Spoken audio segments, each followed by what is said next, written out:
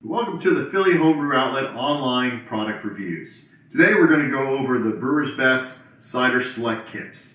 These kits come in a couple different flavors. We have apple, pear, mixed berry, spice apple, cherry, raspberry lime, blueberry, and strawberry. They are a 6-gallon kit, and you can do it with basic brewing equipment that you would use for either beer or wine. These kits are great for all year round, so it doesn't actually have to be cider season to make these.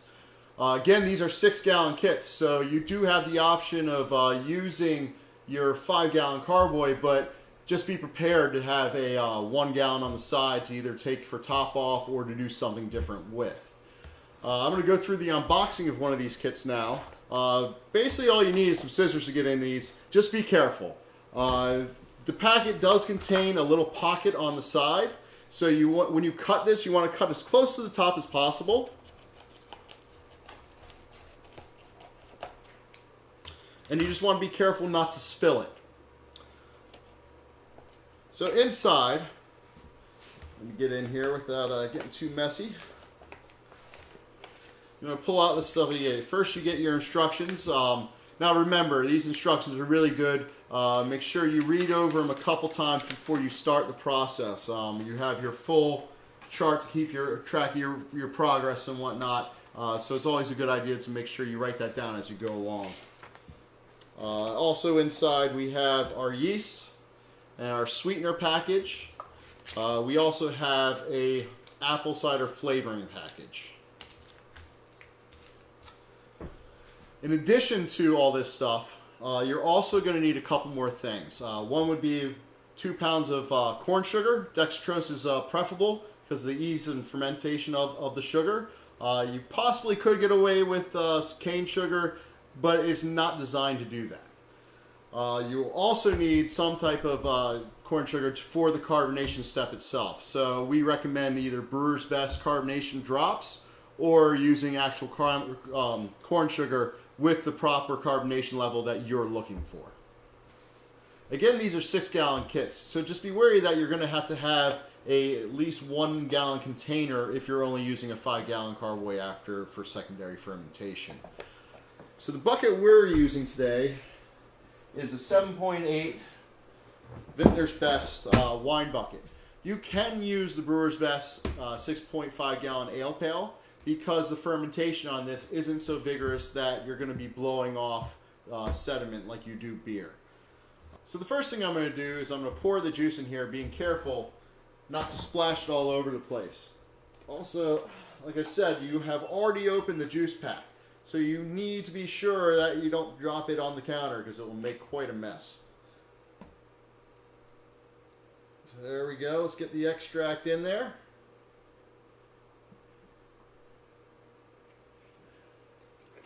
So that's nice and thick, and it tries to stick a little bit to the sides of the bag. So what I'm going to do is I'm actually going to take a little bit of water and I'm going to put it inside the package just so I can rinse it out. I want to get all those sugars in there. After all, it does contribute to a little bit of the alcohol.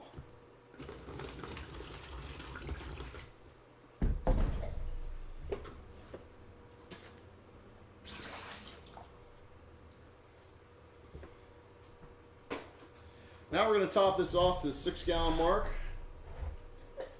using my spring water. We also can use filtered water while doing this, but we have to make sure it's some type of treated water. You want to make sure the chloramine level isn't high in your water count, which can always change depending on how the water department spikes their water. Now, as a tip, what I always like to do is I always like to have a sanitized spoon to the side just for stirring purposes.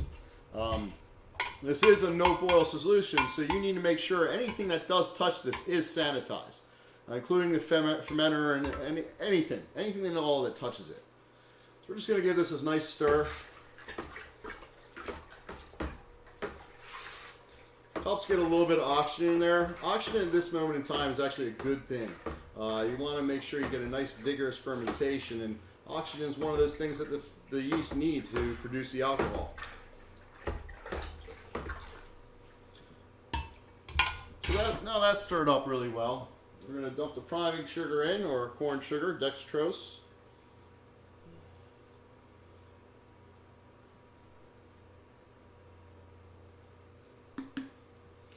And we're going to stir it again. Again, that was 2 pounds of corn sugar.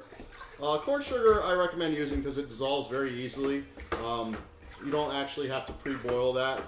You could, if you wanted to make it dissolve a little bit faster, boil it in a cup of, probably about 3 cups of water or so, and make like a glucose syrup. But I'm doing this the lazy man way, so I'm not even going to bother.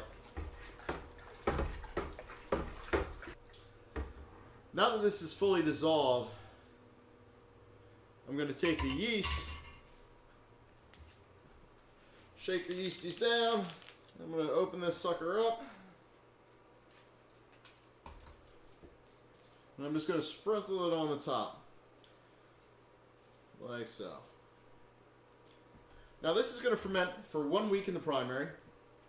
I'm actually going to do secondary fermentation with this also because it's just how we prefer fermenting here at Philly Homebrew Outlet.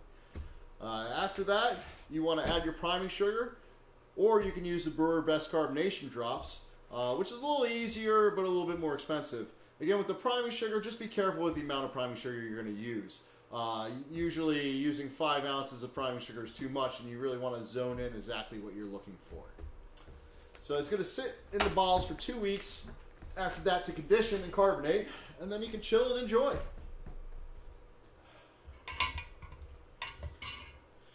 I'll put this airlock on here. We always make sure everything's sanitized again. Now, all these kits are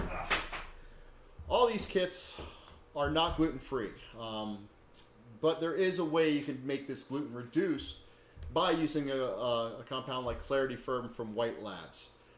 These kits are in the $50 range. Make approximately 64 bottles, which is less than $1 per bottle when you think about it. This is great value. Thank you for watching Philly Homebrew Outlet online reviews. Remember to give us a call if you have any questions during the process at all, during business hours. If it isn't during business hours, you can always send us an email. We have a running policy not to reply if we're drunk, so if it takes us 24 hours, please be patient.